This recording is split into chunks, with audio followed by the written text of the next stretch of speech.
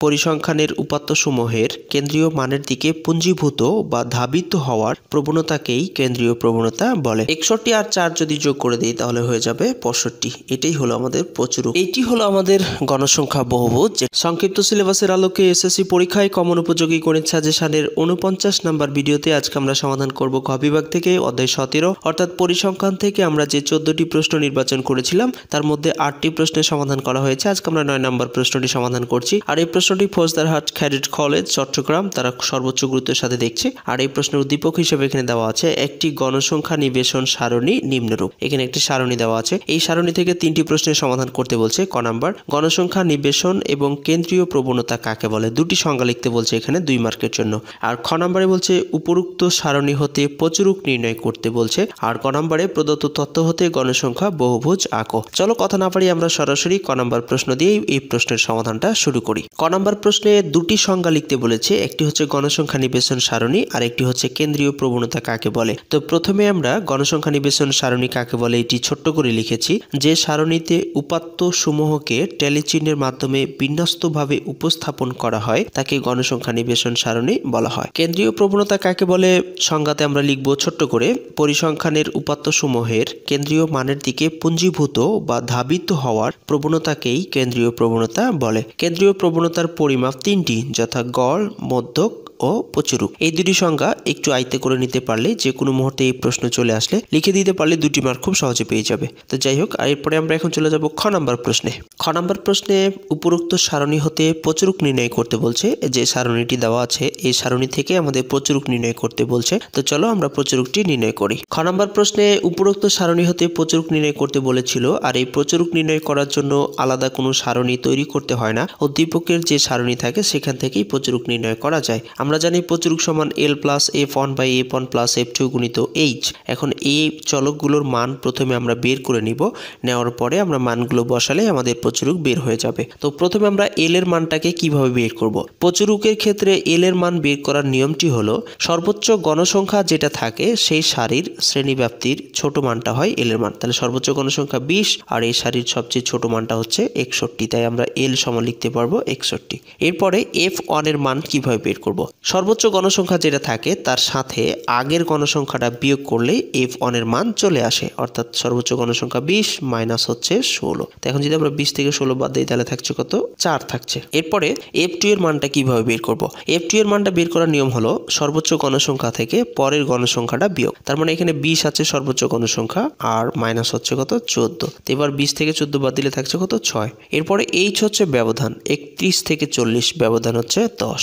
খুব সহজে মানগুলোকে বের করে নিলাম। সূত্রে মানগুলো বসাবো। L সমান আমরা পেলাম 61, এরপরে প্লাস F1 এর মান পেলাম 4, এরপরে F1 পেয়েছি 4 যোগ হচ্ছে F2 সমান পেলাম আমরা 6 গুণিত H হচ্ছে 10। খুব সহজ। 61 আছে থাক, যেহেতু এটা উপরের সংখ্যা তাই 4 এর সাথে গুণ হয়ে যাবে। 4 10 40, নিচে 6 আর 4 যোগ করলে হবে 10।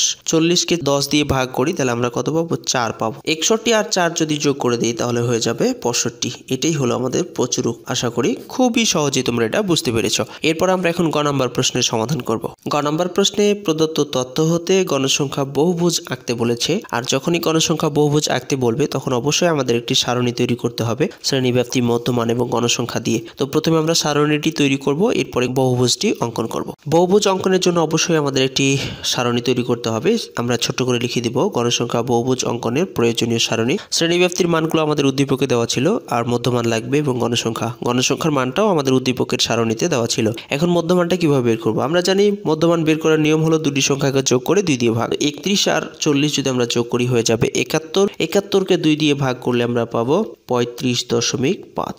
একটা বের করার পরে ব্যবধানটা এর সাথে যোগ করতে করতে চলে আসলে পরের মধ্যমানগুলো বের হয়ে যায়। তো 31 থেকে 40 ব্যবধান 10, তাহলে 35 আর 10 হয়ে যাচ্ছে 45.5। এরপরে 55.5, 10 করে ব্যবধান আছে, তাহলে 55.5 65.5, 65 আর 10 75.5, আর 75 আর 10 হচ্ছে 85.5, 85 আর 10 হচ্ছে 95.5। খুবই সহজ মধ্যমান বের করা। এখন আমরা এই সারণী ব্যবহার করেই গণসংখ্যা বহুভুজটি অঙ্কন করব। তার পূর্বে আমাদের ছোট্ট করে একটি কথা লিখতে হবে, যে কথার উপর ভিত্তি করেই আমরা এই বহুভুজটি অঙ্কন করব। এই কথাটি আমরা লিখে দিব, না হলে আমাদের গ্রাফ পেপারটি হবে না। ছক কাগজের এক অক্ষ বরাবর শ্রেণী মধ্যমানের 2 সমান 1 ঘর। যেহেতু এখানে শ্রেণী মধ্যমানের ব্যবধানটা 10 আছে, আর 10 করে ব্যবধান নিলে আমাদের গ্রাফটি সুন্দর হবে না, তাই 10কে 5-এ নিয়ে আসার জন্য 2 সমান 1 ঘর ধরেছি। এবং অক্ষ বরাবর গণসংখ্যার 1 সমান 1 ঘর ধরে গণসংখ্যা বহুভুজ আঁকা হলো, আর গণসংখ্যার মানগুলো 1 সমান 1 ঘরেই ধরবো। চলো এবার গ্রাফ পেপারে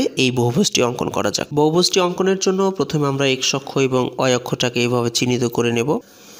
এটা y অক্ষ, এটা হচ্ছে x অক্ষ, তাই x ও x প্রাইম, আর নিচে হচ্ছে y প্রাইম, পরে হচ্ছে y। আমরা এখানে x অক্ষ বরাবর যেহেতু শ্রেণী মধ্যমান ধরেছি, তাই x অক্ষ বরাবর শ্রেণী মধ্যমান লিখবো, আর y অক্ষ বরাবর গণসংখ্যা ধরেছি, তাই y অক্ষ বরাবর গণসংখ্যা, এবং 5, 10, 15, 20, 25 এভাবে আমরা একটি সংখ্যা লিখে দিব। আর এখানে আমরা একটি ভাঙ্গা চিহ্ন দিব, কারণ আগের মানগুলোকে বোঝাতে। আর আমাদের শ্রেণী মধ্যমানটা শুরু হয়েছে 35.5 থেকে, কিন্তু যখন আমরা গণসংখ্যা বহুভুজ অঙ্কন করি তখন আগের একটি মান প্রথমে লিখি ব্যবধানটা ঠিক রেখে। তাহলে 35-এর সাথে 10 ব্যবধান ঠিক রেখে আগের একটি মান নিলে হয়ে যাবে 25.5। এখানে আমাদের কোনো গণসংখ্যা নেই। এর পরেরটা হচ্ছে 35.5।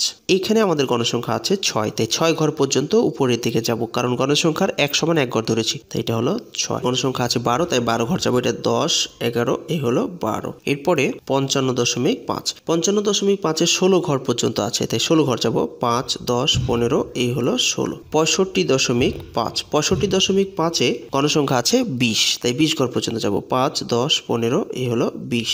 এরপরে 75.5, 75.5-এ 14 ঘর আছে, তাহলে 14 ঘর পর্যন্ত যাব।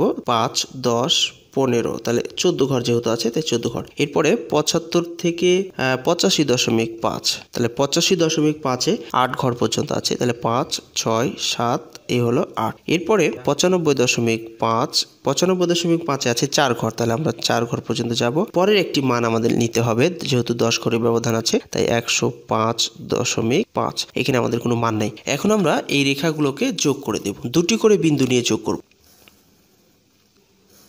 যোগ করে দিচ্ছি আমি। এইটি হলো আমাদের গণসংখ্যা বহুভুজ, যেটা আমাদের অঙ্কন করতে বলেছিল। তা আশা করি তোমরা বুঝতে পেরেছো। শেষ পর্যন্ত সাথে থেকে কষ্ট করে আজকের এই ভিডিওটি দেখার জন্য অসংখ্য ধন্যবাদ জানাচ্ছি। যদি একটু হলেও উপকারে এসে থাকে তাহলে অবশ্যই ভিডিওতে একটি লাইক দিয়ে কমেন্ট বক্সে তোমাদের মতামতগুলো লিখে জানাবে। এই প্রত্যাশায় আপাতত আজকে এখানে বিদায় চাইছি। আল্লাহ হাফেজ।